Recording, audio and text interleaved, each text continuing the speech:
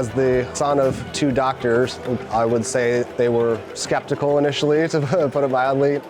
I had just graduated Miami University with a finance degree, and the first thing I did was to play a video game. They were not thrilled. When I won my first world championship, I didn't even tell my dad.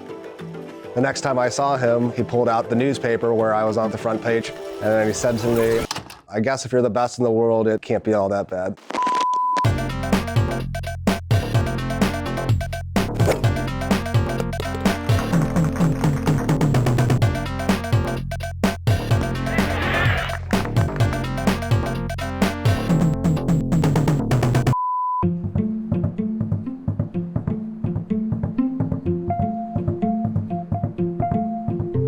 I was making games on my own, out of my bedroom, for a Commodore 64. I'm more alive than ever before. We're into our Commodore 64. It was a tough sell because you had to have somebody with the same computer and a modem and all the hardware to make it work.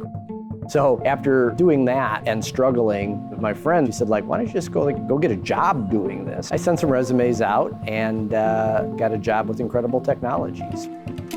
I started in 1988. They were a very small company, maybe 20 people. At that point, we made games on the Commodore 64, software for pinball machines. We did Capcom bowling. Coin-op was huge, right? Arcades were big. Robotron and Asteroids, Axon. So all those games were just a ton of fun. Birdie King, that was one of the first coin-operated golf games.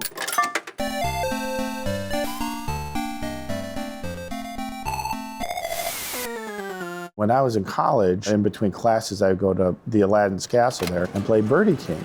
And one thing I noticed there is that there's usually a line to play Birdie King. So I kind of knew, hey, there's something there. There's an audience for this if we can make something. I started working on a golf simulator. It wasn't really meant to be a coin-op game as much as like an installation at a large arcade. So you had a club, you take a swing and it would project your shot, just like you see now, but this was very early on. It really couldn't pick up the true nuances of a golf swing. I didn't like the notion of that. So we just decided to do what we do best and make a game out of it. After looking at what we had, I brought Jim on to help make courses for Golden Tee Golf, the video game. Yeah. Oh yeah, like the rest of the stuff is fantastic. All right, take it away. What course would you like to play, Larry? Oak Valley. I think we got a little sticky button. Jim is a great golf course designer. He thinks about every shot. He thinks about the roller coaster ride, the emotion that he wants to impart, and that brings people back over and over again.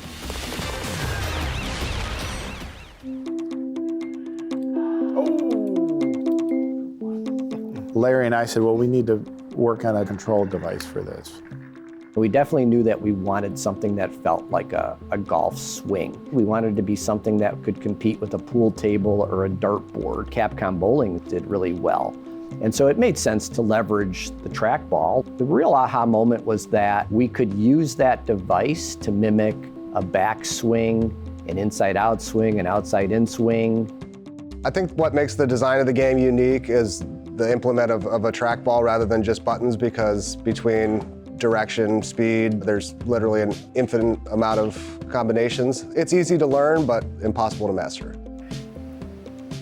We built it to grow, and we built it to be dramatic, and we built it to have a roller coaster ride just like, the great golf course designers do in real life. I don't think I ever envisioned people making a living off of it, but it's certainly gratifying that it holds up to that.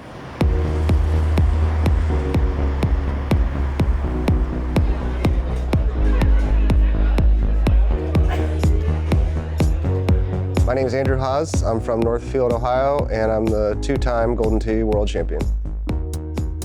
I play real golf maybe 4 times a week.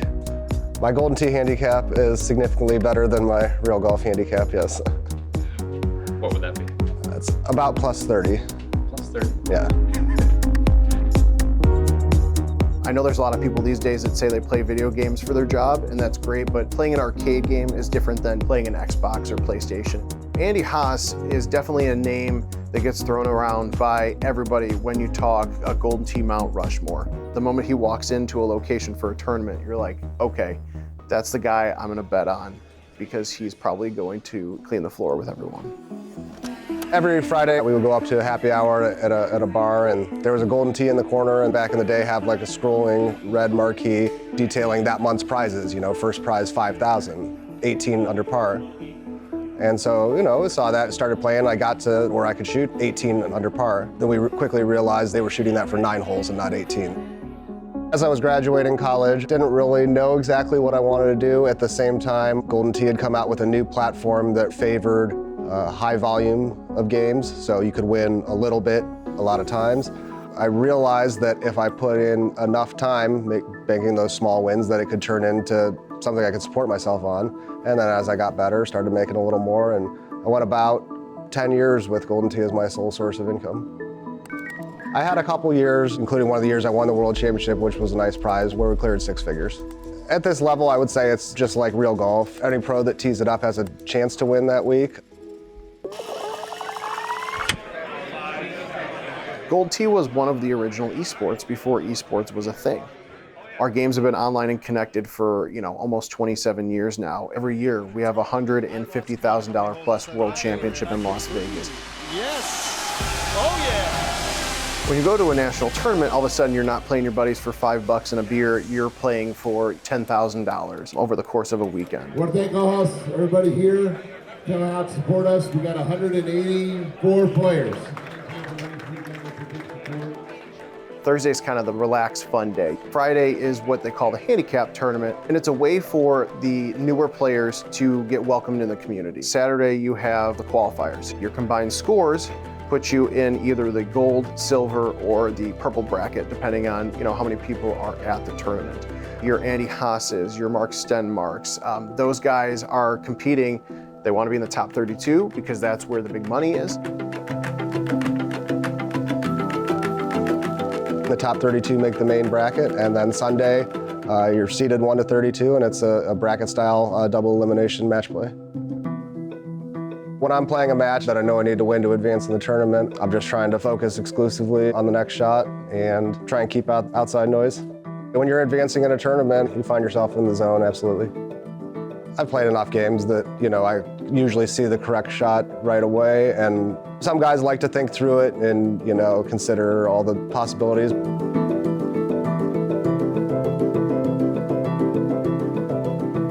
There's a thumb, a snap thumb, a hammer shot, a chush, a smoothie.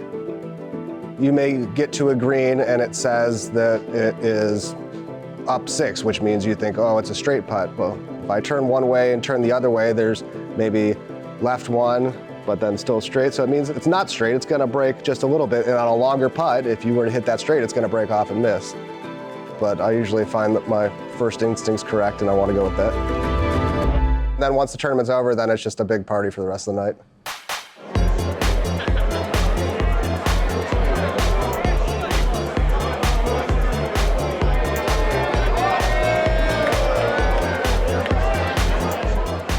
When a game, much less an arcade game, hits 35 years like Golden Tee, there's just something about it that clearly must work.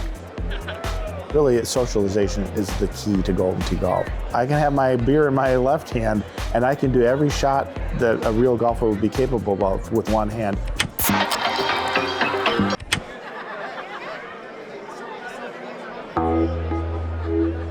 The community stays because there's something interesting to stay for. It's a community of people that are like-minded. No matter how different their lives may be, when they come together for a tournament or they're online on the forums or what have you, that's their hub. I've made lifelong friends through the game, invited Golden Tee players to my wedding, traveled as far as Australia where I had a place to sleep from someone I met at the World Championship. Whether we see you all the time or rarely, you're still a member of the community. It's really more of a family because, yeah, there's times where people might get into arguments or you hit your buddy's shot thinking it was yours kind of thing. But at the end of the day, like every family fights. And, you know, there are very few people that I've met in my time around this game that I would say, wow, I hope I don't see them again. I mean, at its heart, it's golf. We took a great game and we leveraged it. You can come back to it over and over again, and just like a regular round of golf, the challenges are day to day. The wins are the wins, and the conditions are the conditions, and you have to deal with that. And you never really master it, and that's all part of a great game.